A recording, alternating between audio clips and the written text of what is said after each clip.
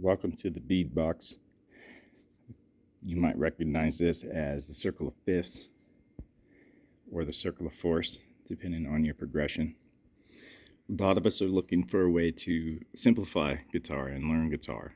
And there's so many different patterns and ins and outs that it can become kind of daunting, a little overwhelming at times.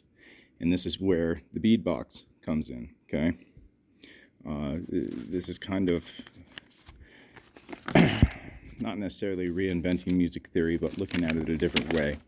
Okay, breaking it down, because that's what we're doing. We're breaking down the notes, we're breaking down our chords, our scales, our progressions, all that, right? So we can figure out where everything comes from if we start breaking it down and writing it out. We find diminished everywhere. We find circle of fifths, circle of fourths everywhere. And when you start really looking at it, you can start seeing where the patterns come from, why they're there, okay? And we can see how, you know, they have to shift down to make our scales, right? Okay, so if we shift it down, we get our scales here. And to simplify it, this is where the BEAD Box comes in, okay? And to understand this, it makes it, I think, a lot simpler. There's lots of ins and outs of how to get to it, and how I came up with the BEAD Box.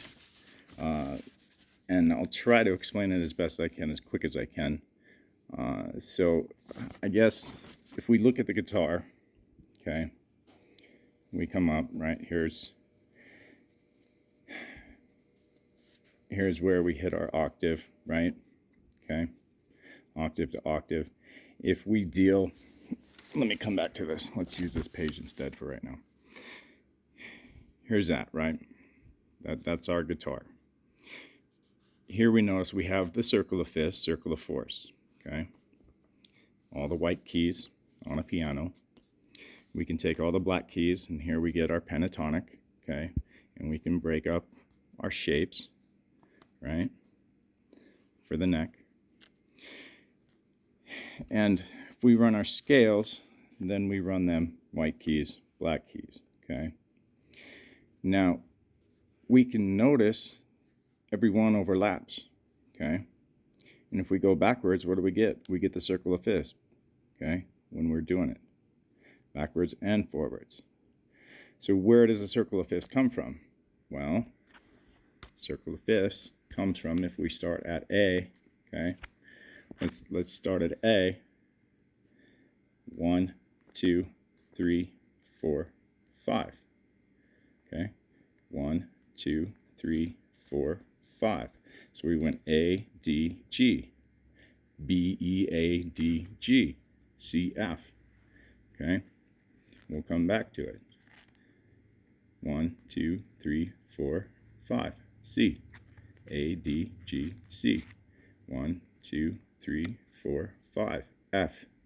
Where does F leave? 1, 2, 3, 4, 5 to B flat. Okay, B, G, C, F, B flat, E flat, A flat. This is where we got to stop thinking sharps and flats. Okay, uppercase for all your white keys, lowercase for all your black keys. It makes it so much easier when we come to actually doing our BEAD Box and writing it out and putting stuff on paper. Okay, so let's start explaining the BEAD Box here. Okay, what this is we have diminished coming all the way across, and the key is you come down 4 and then you start over, and you have to start over with the same letter down here. Okay, this is where all the patterns come in. Okay, later on when we learn how this whole thing actually works. Okay, so we have our scales that overlap, right? Well, what about our chords? Okay, this is where the staff comes in, right? Every good boy does fine, right? F, A, C, E. Okay, we got down here, every good boy does F, A, C, E. Okay, so we can follow the circle of fifths coming up in progression. We can follow the staff, our chords, working that way. Okay, and this is where we get into breaking it up. Okay, F, A, C, D, F, A, F, A, C, A, C, E. This is where our chords overlap throughout a whole progression. Okay, every good boy does bass. And then if we want to shift over, so 1, 2, 3, 4, there's our C. Okay, let me do it up here. No, that'll work. Sorry. All right, so let's go back. So we have D, F, A, F, A, C, A, C, E. This is our chord progression. Okay, and then we go D to D. We box that out. C is going to be our major. Okay, so it's 1, 2, 3, 4 letters in, right? So let's do it for another one. Okay, we got A to A, right? From A over here, we don't have another A, so we know that's our box. Okay, 1, 2, 3, 4. We're in the key of G. Okay, E is our minor. There's our major. Okay, so what's another one we could do? We could do B to B. 1, 2, 3, 4. We're in the key of A. Well, what's the key of A? Let's see. Where is A? There's A. A, B, D flat, D, E, G flat, A flat, A.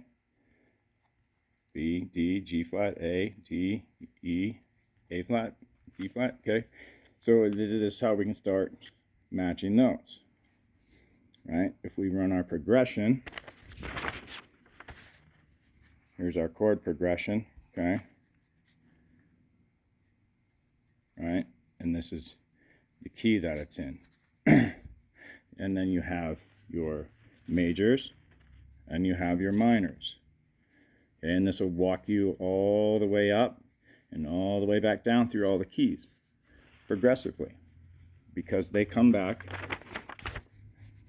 and they will start back again, because as we get here, now we got DFA. DFA was way over here. All right, so everything walks back upon itself. Okay, now where does this bead box come in?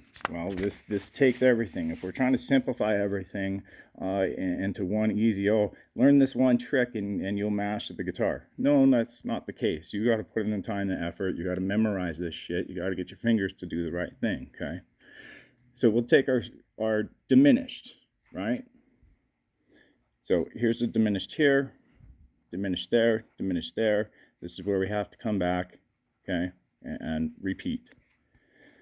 So you get all your diminished. There are no more. It comes in the circle of fifths. But what do we have? D, F, A, F, A, C, A, C, E, and so on. Okay, and then we finish with our diminished. Well, there's our chord progression, right? Okay, and then what else do we have?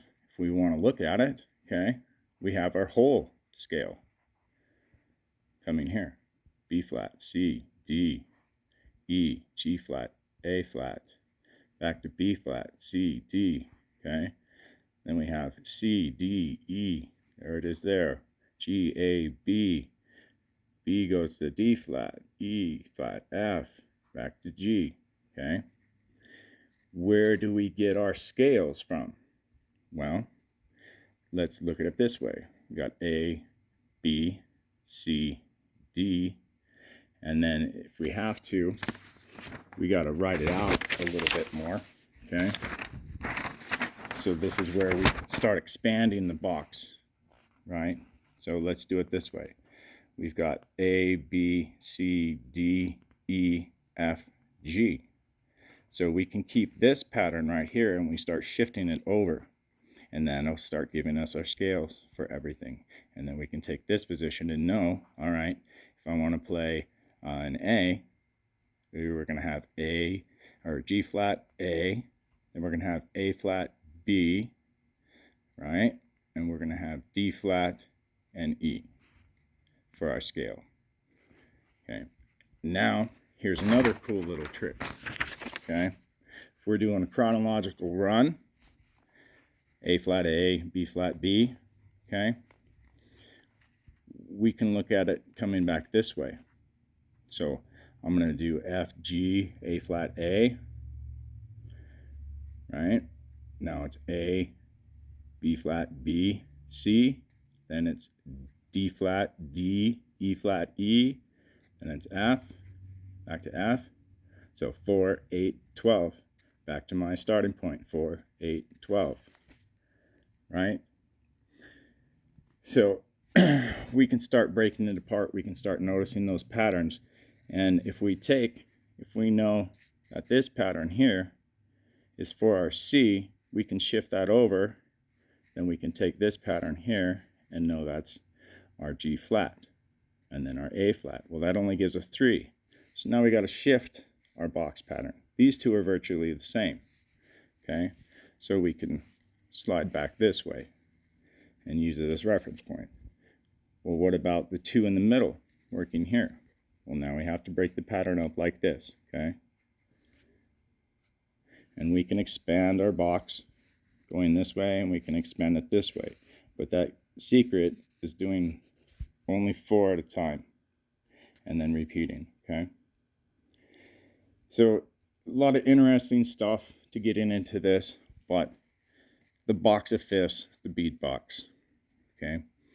This puts everything into as small as we can break it down, okay? It's understanding then the patterns that follow from that, all right? Anyways, that's as far as I'm going to get into it for now. Yeah. All right, peace, love, stay strong.